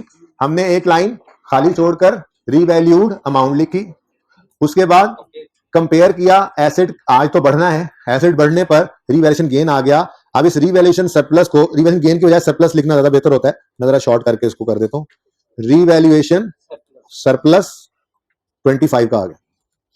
ठीक है जी, ये रीवैल्यूएशन सरप्लस का कॉलम होगा और यहां पे ये 25 लिख देंगे और ये टोटल 25 आ गया। ये 25/25 नहीं है, इसका मतलब है कि ऊपर कुछ नहीं पड़ा था और 25 ऐड होकर ये 25 बन गया। जैसे 95 जमा 25 120 बना, 0 जमा 25 25 बना, ये लिखा हुआ है। मैं अभी ये बता ही रहा हूं, ये वाला एसेट, अभी वो एंट्री भी तो कल सीखनी है ना। ठीक है, अच्छा अब चलें अगली क्लास के अंदर। तो मैंने ये एंट्रीज करवा दी थी, लेकिन अब आपकी क्लास में चूंकि डिस्पोजल वाले 5 मिनट लग चुके हुए हैं और क्लास का टाइम खत्म हो गया, इसलिए मैं इसको यहीं पे रोकता हूं। अब सुनो, अगले दोनों सवालों के अंदर क्या करोगे? सिर्फ इतना ही काम, पहले साल की एंट्रीज करोगे और वर्किंग में सिर्फ इतना काम करके आना है कि एक लाइन खाली छोड़ के रीवैल्यूड अमाउंट लिखनी है। कल इंशाल्लाह बात यहीं से शुरू करेंगे। जिंदगी रही तो कल होगी मुलाकात। अल्लाह हाफिज।